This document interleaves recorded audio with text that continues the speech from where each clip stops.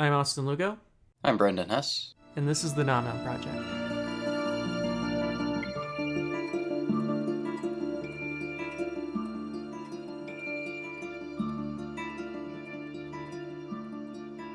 Before we get started today, just a quick announcement. As recently announced, we were planning on traveling to Vietnam in June. Those plans, due to COVID and Omicron and everything that's going on in the world, have been suspended for the time being. We are not sure at this time when we will be traveling to Vietnam. The trip will happen at some point in time, but whether that be later this summer, this fall, this winter, next year, we really can't be sure about.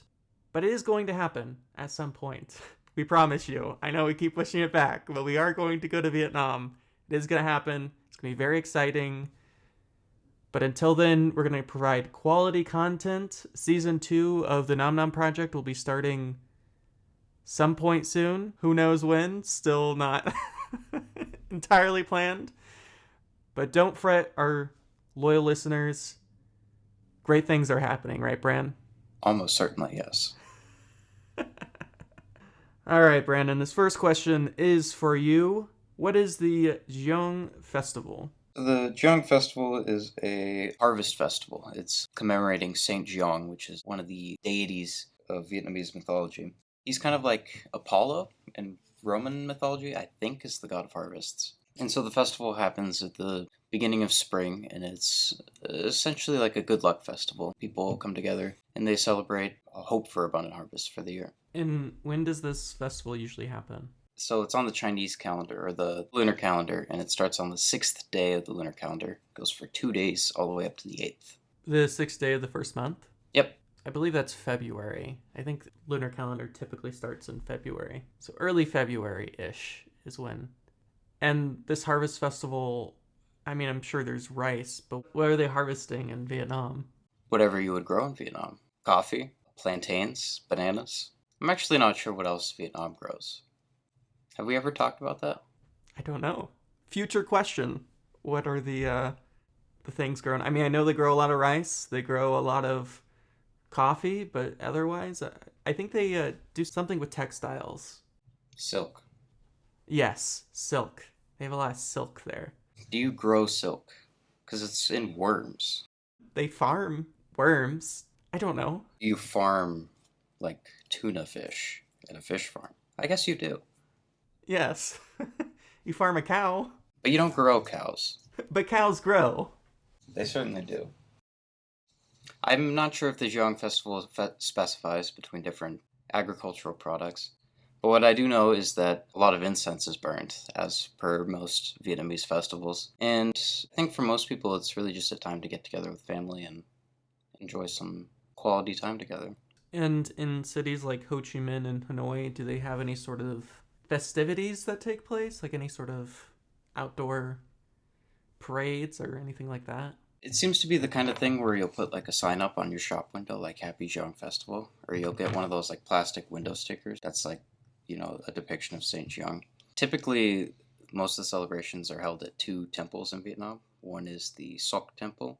I think that's the one that's in Sok Son district, but I think that's up in northern Vietnam. And then the other one's at Phu Dong Temple, somewhere in southern Vietnam. And interestingly, the one at Phu Dong Temple actually happens later. You could say that the Jung Festival actually goes from the 6th to the 9th, because there's different celebrations in different part of the country. Fascinating. That sounds like a very interesting day. So I guess it's sort of like an American Memorial Day in the sense that it's more of a personal holiday than it's not so much like there's a bunch of parades and stuff. It's more of kind of just chilling with the fam. There's not a really good parallel because there aren't really folk traditions in American society that haven't been destroyed. Yeah. So it's the sort of holiday that, like, if you're living around the temple, you're very likely to attend the celebrations and do stuff. But if you're living in Ho Chi Minh City, you're probably like, oh, today's the Jung Festival Day. And then you just, like, it's on your Google Calendar. And you say that to your coworkers before you begin your workday or whatever. Gotcha. All right. The next question is for me. And Brandon, you asked, what are some major population centers besides Hanoi and Saigon. Now, of course, as we talked about before, much of Vietnam is a rural population. Over 66% of the population of Vietnam live in rural communities, so there are not a lot of big cities. But one of the biggest cities in Vietnam, and used to actually be the biggest city in Vietnam, is called Da Nang. Da Nang is actually a very important city to the history of Vietnam. Way back in around 1000 BCE, this kingdom used to be ruled by a people known as the Kham, I believe is how you pronounce the name of the people. It was this Kham kingdom, and their kingdom was built around shipping and ports. So Da Nang is a port city. It's based right off of the eastern side of Vietnam near the ocean. And so it was a trade route with Japan and China at the time. So it created a shit ton of wealth for this little kingdom. And this kingdom's like, we're so wealthy, we're doing so great off, we're going to take over the rest of Vietnam. You know, classic move of any empire. You make a little money, you're feeling good, you decide we're going to take over more land, more places. Alexander the Great did it, Julius Caesar did it, they all do it. It's just what you do when you're an empire. And so they attack the original people of Vietnam, which are the Dai Viet, or Viet Dai, depending on your translation. And the Dai Viet are ferocious fighters and brutally push back the Empire. And the Empire's like, damn, that's not great. But the Dai Viet's pissed because they're like, you entrenched on our land. So the Dai Viet end up taking over the port and annihilating the kingdom. So the kingdom basically ends. I wouldn't say it's a genocide necessarily, but they basically, classic, you attack our land, we attack your land and kill all your people, and, that sort of thing. So then the Dai Viet take over Da Nang. It becomes a center for ancient Vietnam because as a port city, it brings a lot of wealth into the city.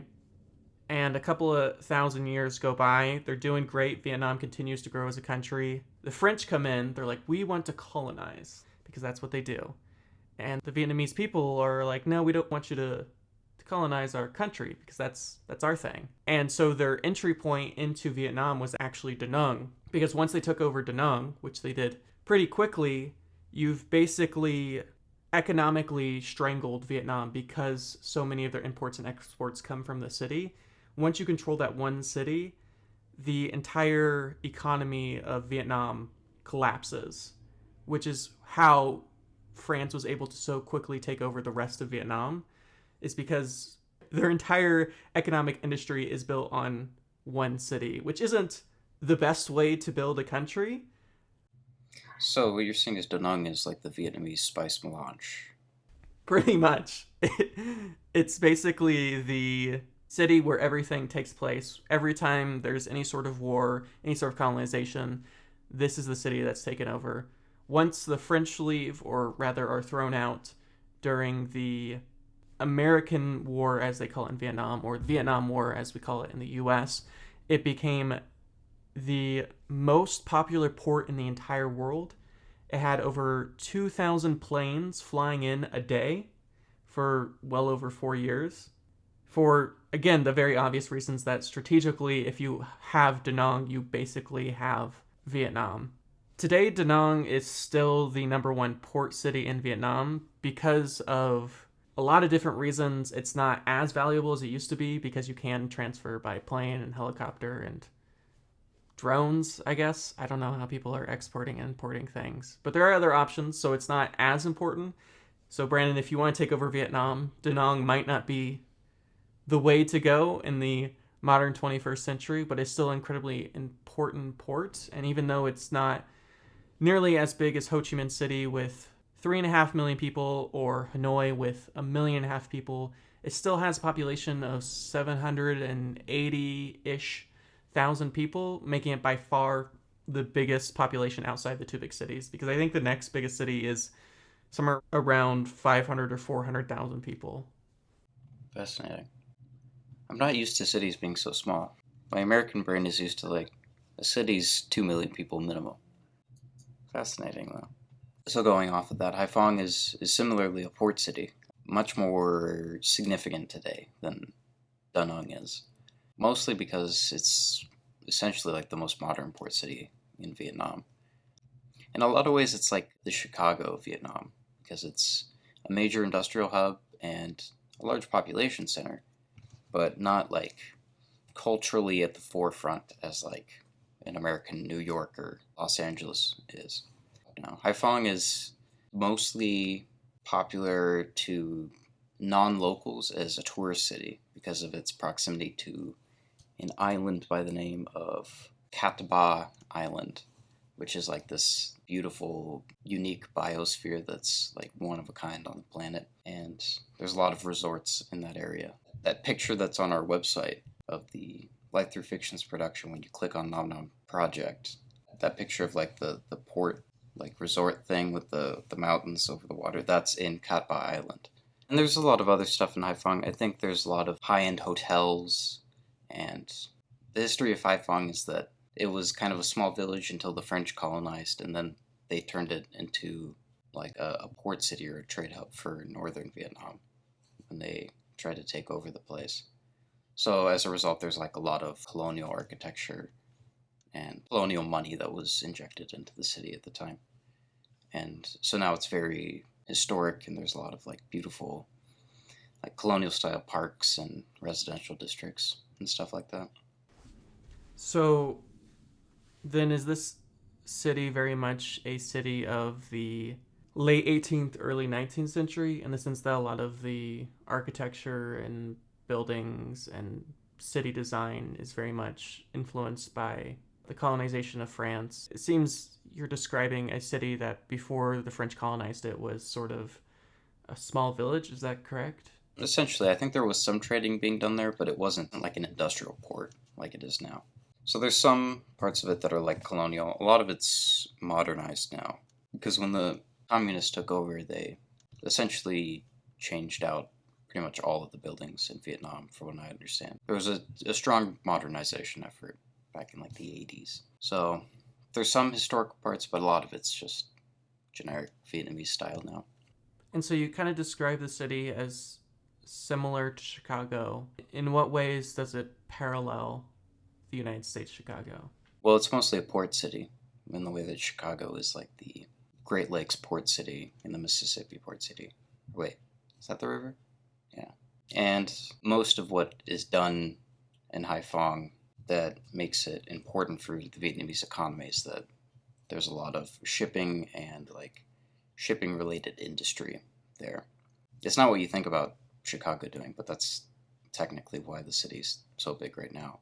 Interesting. I remember reading this sort of battle between Da Nang and Haiphong in I want to say the 1980s, but that could be entirely off. I could be off by decades. So don't quote me on this, but I know for a time Haiphong took over as the number one import-export port in Vietnam, and they had this sort of back and forth that eventually led to a bit of violence by basically local gangsters. Like these cities would hire criminals, quote unquote. They'd hire some muscle to go to the opposite port and basically start destroying ports, which isn't the best way to function, especially when you're part of the same country.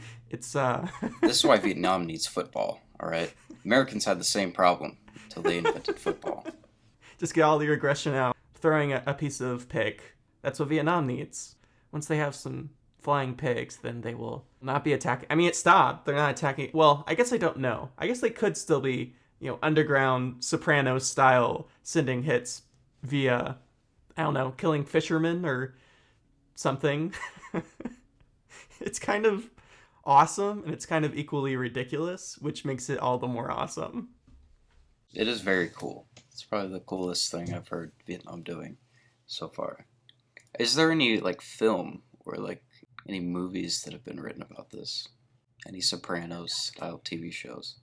There's got to be at least some literature, like at least some good kind of like books kind of the 50s and 60s era. I mean, it's just so spectacular and absurd that there has to be some. There has to be. There can't just be like, how do you not dig that well and not like drink from that well? How do you not? You have to. Well, if anyone from Vietnam is listening to this and happens to live in Haiphong, please send us all of the underground films. All of the underground anti-Da Nang propaganda. All right, moving on. Our last question for this week is for me, myself, and it is, what is the Doson Festival? Now, in my very humble opinion, of the dozens and dozens of Vietnamese festivals, which are all pretty incredible. I mean, sometimes you're walking up a mountain, sometimes you're smelling incense across the entire country, sometimes you're celebrating via giant dragons. I mean, there's a lot of cool holidays when it comes to Vietnam. Like, Vietnam knows how to celebrate right. I would say top 5 countries of knowing how to celebrate festivals. They get it. They get it in a way no one does. But I would argue the Doson Festival is the coolest and most badass of all of the festivals. So as the story goes, way back in ancient Vietnam, there was this terrible drought. And everyone was sad and miserable, and no one had any food because, drought.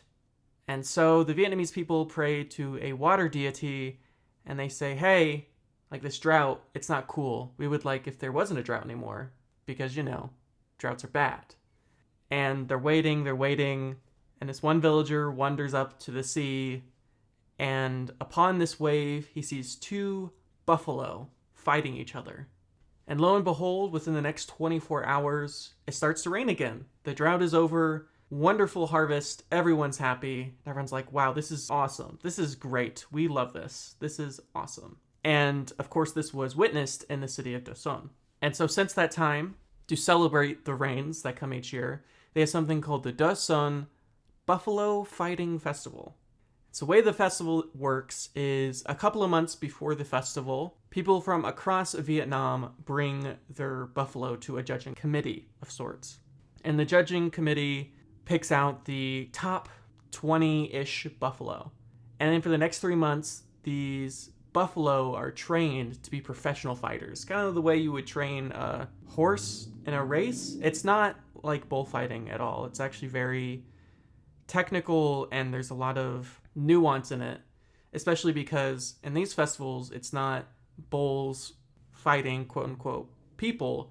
It's buffalo fighting other buffalo. So you're training your buffalo to fight. You're showing them different techniques, different ways of attacking other buffalo. And come the day of the Doson Festival, they create a bracket system, kind of like March Madness here in the United States. But instead of basketball, you have buffalo. And you bring your buffalo in, the other farmer brings their buffalo in, and then they fight. And via a judge, they decide who the winner of the fight is. It's not when one of the buffalo dies. Neither of the buffalo die during the fight. It's just a fight that goes on for a couple of minutes, and then a judge says, this one has won this round. And if the buffalo wins the round, they move on to the next round. And this fighting basically goes on all day, where buffalo are just beating the shit out of other buffalo. Which sounds cruel. I mean, I can see how perhaps it's not the most pleasant event, especially if you are a vegan or if you work for PETA. You're probably not really into buffalo fighting. But the fights aren't violent. It's not like a dog fight, right? It's not something where these animals are tearing each other apart. It's more of a fight you would see between 2 rams when they kind of butt heads. So it's more of a fight of strength and power, and these buffalo are not trying to kill each other. They're not trained to kill each other. If one of them dies on the field, it is completely by accident. It's more of something that buffalo do in the wild anyways, and it's a way to show dominance, not a way to create any sort of pain between any other buffalo. But once all of the matches have gone through, the final buffalo is announced, the holiest of buffalo for the year. The owner of the buffalo gets a reward, 2,000 American dollars, which seems pretty nice for having a buffalo. I mean, I don't know how much it costs to keep up a buffalo, but it's more about the prestige of having that buffalo. Like, for the next year, everyone knows that you're the guy who had the buffalo. It's kind of like if you won the Kentucky Derby. Everyone's like, that's the guy that won the Kentucky Derby. Like, it's a pretty big deal. But unlike the Kentucky Derby, the moment the final buffalo wins, they slaughter it, along with all the other buffalo. They slaughter all of the buffalo that competed that day. And it is considered good luck if you eat any of the buffalo that have won in the competition. So it's a very high price to eat a buffalo that's won because it's sort of this good luck charm of sorts. But I mean, honestly, this festival sounds super badass. First of all, you're watching buffalo go at it. You get to eat some delicious buffalo meat. You get to party with your homies. You get to chill on a beach. I really don't see the downside of this festival. I mean, it just seems like an incredible time. I hope that one day I get to experience the Doson Festival because it's just badass in all of the ways. I'm going to be so sad when we discover that we're going to miss every single festival in Vietnam whenever we travel there. It'll be like the 1 week or the only 2 weeks in all of Vietnam that they don't have a festival. But this one does sound very fun. Any festival that takes place on or near a beach, I think, automatically gets bonus points. All right, y'all. We are out of questions for the week. Our next questions will be held up until next week, which we're very excited for. We're going to talk about water deities. We're going to talk about True Toy. A lot of exciting things. Yeah. And other things that we don't yet know, but I'm sure will be very exciting. Brandon, do you have any final thoughts? Any final things you want to say about the incredible country of Vietnam? Keep on keeping on. All right, y'all. Thank you for listening. You can find this podcast wherever you hear podcasts. You can also find us on Instagram, TikTok, and YouTube at the Nom Nom Project. And you can find anything that I do at AustinLugo12. You can find anything I do at really anything connected to Life Through Fictions. My fingers are in all the pies. And for exclusive content, early access, go to patreon.com/lifethroughfiction. That's patreon.com/lifethroughfiction. And thank you all for listening.